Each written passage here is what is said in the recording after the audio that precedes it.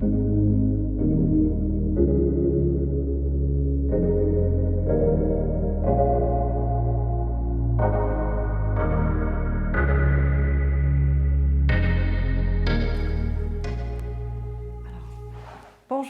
et bienvenue dans cette nouvelle tranche de vie. Aujourd'hui, nous avons le plaisir d'accueillir Martine Rodriguez-Vial. Martine, bonjour. Bonjour.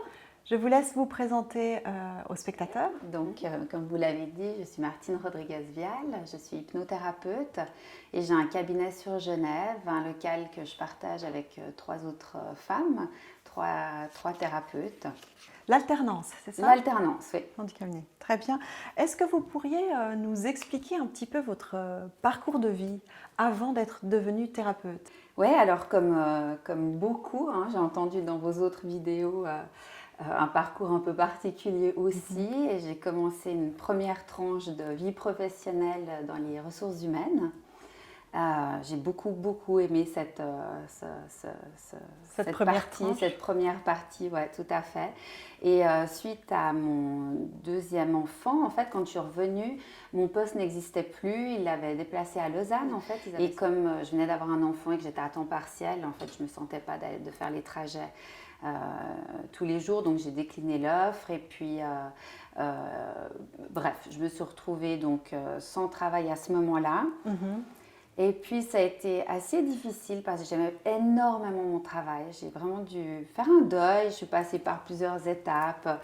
Donc, j'avais besoin de me laisser un petit peu de temps, mais il fallait quand même que je gagne ma vie. Donc, je ne sais pas d'où c'est venu. J'ai fait une formation d'épilation à la cire. Et rien à voir avec l'hypnose pour l'instant. Non, il fallait juste que je gagne un petit peu d'argent, donc indépendante, voilà, je fais un petit truc comme ça. Et puis, finalement, ça a très vite pris. Et je me suis rendu compte qu'en réalité, ce métier d'esthéticienne, j'aimais beaucoup. Je me sentais encore plus proche des gens finalement dans les ressources humaines. Donc finalement, je me suis inscrite à une école d'esthéticienne et je suis devenue esthéticienne. Et ça a été, de longues années, ça a été à peu près 18 ans de ma vie dans l'esthétique. Jusqu'au jour où j'ai vu une émission où il montrait les HUG, il proposait des opérations sous hypnose. Et là, je me suis dit, mais si on peut faire... Alors, l'hypnose, c'est quelque chose qui m'intéressait déjà pour moi personnellement, en fait. Mais je ne connaissais pas encore très bien. J'avais commencé un petit peu à m'informer. Et je me suis dit, mais s'il peut faire des opérations sous hypnose, peut-être que je peux faire des petites épilations sous hypnose. Je fais des épilations à la lumière pulsée, ça dure pas mal de temps, ça fait un peu mal. C'est quand même un peu douloureux. Voilà, donc je suis partie là-dessus. Donc je me suis présentée à ma première formation, Martine, esthéticienne. J'aimerais faire des épilations sous hypnose. Alors inutile de vous dire que ça avait fait... rigoler pas mal de monde. J'imagine, oui. Et puis en fait, très rapidement, je me suis rendu compte qu'en fait, ça allait aller bien plus loin que les petites épilations parce que c'était vraiment un domaine passionnant et que je n'allais pas m'arrêter là, quoi. Et c'est comme ça que j'ai mis un pied dans l'hypnothérapie. Un pied, puis deux finalement. Et puis deux finalement. Parce qu'après, ouais. vous êtes dédié complètement à l'hypnose. Oui, alors ça a mis quand même plusieurs années. Ça fait maintenant à peu près 7 ans que je suis en formation tout le temps. Que je vais vraiment dans plein d'écoles différentes pour voilà, avoir des approches différentes, des compréhensions différentes. Et puis ça, alors, ça m'a vraiment intéressée sur la psychopathologie. Et ça a fait vraiment évoluer ma manière de travailler avec l'hypnose. Et finalement, qu'est-ce qui a motivé ce choix de laisser de côté l'esthétique et vraiment de vous consacrer à l'hypnose? Est-ce que vous aviez l'impression d'avoir un impact plus important dans la vie des gens? J'ai vraiment l'impression que j'avais été au bout de la partie esthétique. Ouais. En fait. Parce que c'est vrai que le côté esthétique, ce n'était pas l'esthétique qui me plaisait. Moi, c'était la relation avec les gens. Voilà. On était 2 personnes dans une petite pièce et on rigole, on pleure. Il se passe beaucoup de choses. Et je me suis quand même dit que c'est certainement pour ça que l'hypnose m'a tellement parlé, que ça a été tellement évident. C'est que pendant 18 ans, en fait, j'ai eu la possibilité d'être connectée avec le corps pendant que les gens étaient en train de me raconter plein d'histoires souvent très personnelles, très privées. Et du coup, dans l'hypnose, on a besoin de pouvoir repérer les micro-mouvements, les micro-changements, un changement de couleur de peau, un changement de rythme, de respiration. Ça vous a un peu donné cette capacité d'observer le corps, en Moi, fait. je pense que pendant 18 ans, j'ai observé sans même m'en rendre compte, à faire des liens entre ce que j'étais en train d'entendre et le corps, en fait, qui s'activait, le visage, tout ça. Et ça, je pense que ça a été vraiment un apport énorme pour ma pratique d'aujourd'hui, je pense. Et justement, par rapport à votre pratique d'esthéticienne, qu'est-ce que ça... Et votre pratique en tant que dans les ressources humaines, qu'est-ce que ce métier d'hypnothérapeute, ça vous apporte de plus en fait, ou de différent par rapport à le rôle que vous aviez avant? Ben, j'ai l'impression que c'est plus en profondeur. L'esthétique, on avait beaucoup de discussions, bon, parfois profondes, mais ça, enfin, moi j'étais juste là pour écouter finalement, c'est tout. Sans agir, Sans quelque part, agir, ou sans accompagner la personne. Voilà, tout à fait. Ou peut-être D'accord. l'accompagner d'une manière différente. Alors, à propos des soins que vous pratiquez, quel type de problématique est-ce que vous pouvez soigner avec l'hypnose? J'accueille toutes les demandes parce que justement, pour en revenir à la psychopathologie, où on apprend vraiment le processus des gens, la manière dont ils se comportent pour apaiser finalement l'angoisse de base, eh bien, j'ai pu vraiment comprendre que finalement, la demande, c'est le symptôme, c'est ce qui vient là avec la personne, elle vient avec ça. Mais en réalité, on va travailler tout ce qu'il y a dessous, en fait, qu'elle ait d'autres outils, d'autres moyens pour apaiser justement cet intérieur-là, peut-être d'une autre manière. Et souvent, le symptôme, il diminue, et que ce soit de la nourriture, que ce soit une addiction, alors voilà, quel type que ce de soit symptômes? une phobie, que ce soit des crises d'angoisse, que ce soit finalement n'importe quelle demande, en général, quand elle commence à être vraiment... elle s'impose à la personne et elle l'empêche d'avancer, c'est sûrement qu'elle est dans son processus justement pour pouvoir apaiser Donc, est-ce que vous pouvez anxiété plus ou moins travailler sur tous les symptômes pour les diminuer avec l'hypnose? Parce qu'on entend parler, par exemple, d'arrêter de fumer avec l'hypnose ou de vaincre sa peur de parler en public, ce genre de choses. En vous entendant, on a l'impression qu'importe la problématique, l'hypnose va nous aider à la dépasser, en fait. Alors c'est un petit peu ma vision des choses, en fait. En tout cas, c'est d'accompagner la personne sur un bout. Après, est-ce que je peux dire que oui, l'hypnose va faire diminuer? Je ne peux pas parler comme ça. Mais en tout cas, toutes les demandes, je me sens en tout cas de les entendre et puis de leur proposer un bout de chemin ensemble. Ouais. Alors, en pratique, comment ça se passe une séance d'hypnose? Est-ce que vous pouvez nous expliquer un petit peu? Parce que vous utilisez différents types d'hypnose, donc l'hypnose classique, humaniste, ericksonienne en fait. Comment ça se passe en pratique? Si je viens vous voir et je vous explique mon problème, par exemple, je ne sais pas, la peur des araignées, comment ça se passe? Alors, je commence toujours dans un fauteuil, en fait. Il y a toujours une phase de discussion. Alors, la première séance, il y a même une grosse phase de discussion qui s'appelle une anamnèse, justement, pour que moi, je puisse commencer à avoir plein d'éléments, pour commencer à comprendre qui est cette personne qui est en face de moi. Et utiliser les bons outils. Utiliser les bons outils, exactement.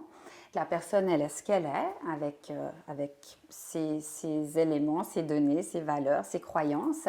Et puis, c'est au thérapeute de s'adapter à la personne et de trouver, en fait, quelle manière il va pour pouvoir aller la prendre où elle est pour pouvoir éventuellement lui proposer autre chose. Et ça dure combien de temps, plus ou moins, une séance? Alors, la séance, elle va durer, normalement 1 heure, mais j'ai un petit peu de peine avec l'heure encore. J'ai un peu de peine à cadrer, on dépasse souvent un petit peu.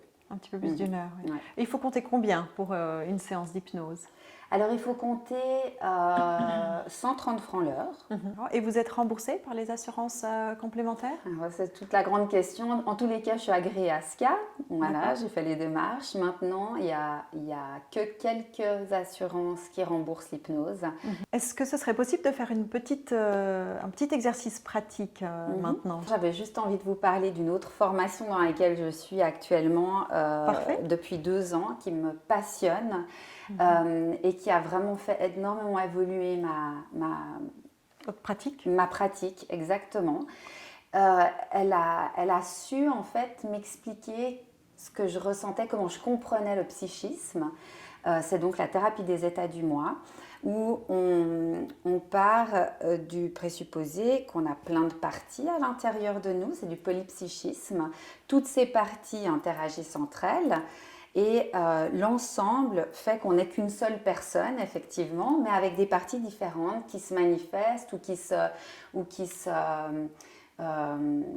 révèlent à des moments différents, suivant le contexte, suivant les personnes avec qui on est, etc. Et là, peut-être que pour comprendre un petit peu de quoi je parle, je peux vous proposer quelque chose, si vous avez envie. Tout à fait. C'est peut-être de... Vous pouvez le faire aussi, si vous voulez. Ouais. On peut inviter nos spectateurs Aussi, ouais. à le faire à la maison. Tout à fait. Okay. C'est de reprendre peut-être la dernière fois où vous avez pu ressentir de la colère contre une personne, contre une situation.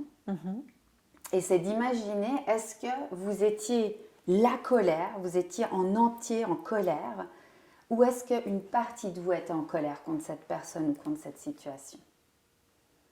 Une autre petite expérience, c'est de choisir une peur que vous avez. Vous pouvez aussi faire l'expérience et de vous dire, alors par exemple, si on prend moi j'ai peur des araignées par exemple, c'est de vous dire j'ai peur des araignées et de ressentir comment ça fait. Si vous voulez bien vous dire cette phrase-là et puis ressentir. On se connecte à un état de peur en fait, ouais. Et maintenant, c'est de dire une partie de moi a peur des araignées. Et à nouveau, vous ressentez ce que ça vous fait. Ouais, on prend un peu du recul en fait. On prend du recul, ouais. Donc pour la plupart des gens, c'est comme ça que ça se passe et c'est comme ça qu'on peut comprendre qu'en fait, donc moi je vais utiliser l'hypnose parce que du coup, je trouve plus facile d'aller accéder après à ces parties-là. Mais du coup, je vais vraiment aller travailler avec ces parties-là, avec cette partie qui a peur, avec cette partie qui est en colère, et c'est comme ça que, par exemple, pour quelqu'un qui veut arrêter la cigarette, vous me demandiez tout à l'heure, ou pour n'importe quelle autre demande, on va aller travailler avec toutes ces parties. Il y a des parties qui sont restées dans le passé, il y a des parties qui n'ont pas compris qu'en fait les choses avaient évolué, qu'elles n'étaient plus dans la situation de départ, dans des situations parfois traumatiques ou des choses comme ça. Donc on va vraiment travailler avec ces parties, mais qui va être au service de tout l'ensemble. Parce qu'une partie en fait qui peut évoluer, vu que c'est un schéma vraiment systémique, forcément quand il y en a une qui bouge, le reste bouge aussi et finalement en fait, c'est l'entièreté de la personnalité qui en bénéficie finalement. Alors j'avais une dernière question par rapport au type de personnes qui viennent vous voir en fait. Est-ce que l'hypnose s'adresse à tout le monde ou c'est un public particulier? Alors non, ça s'adresse vraiment à tout le monde, aux enfants qui sont très très preneurs, souvent ils aiment beaucoup vu qu'on travaille avec l'imagination, avec l'imaginaire, les adolescents. Et puis les adultes, vraiment tous les âges, toutes les cultures, vraiment ça s'adresse à tout le monde. Et puis... Vous avez mentionné que vous travaillez dans un cabinet avec d'autres personnes en fait. Est-ce que vous proposez des soins combinés, si on peut dire? Oui, alors on entoure la femme enceinte vraiment avec des méthodes complètement pluridisciplinaires. On a une nutritionniste qui est spécialisée entre autres pour les femmes enceintes. Il y a une massothérapeute qui a fait toutes les formations spécifiques pour la femme enceinte, post et natale. Et qui propose aussi des ateliers pour masser les bébés, donc les mamans ou les parents, quoi. Et puis moi, je travaille avec l'hypnose, avec les femmes enceintes. J'ai été formée par Lise Bartoli pour accompagner vraiment tout ce qui touche à la maternité finalement, pas seulement la femme enceinte, mais Lié aussi à la peur de la douleur, par exemple? Alors voilà, là il y a vraiment des techniques pour des accouchements sans douleur, sans péridurale. Et ça marche? Vraiment, je pense que le principal, c'est qu'elles arrivent très détendues parce qu'on travaille beaucoup avec ça. Et plus la personne, elle peut être détendue et plus le travail peut se faire correctement, peut se faire vite.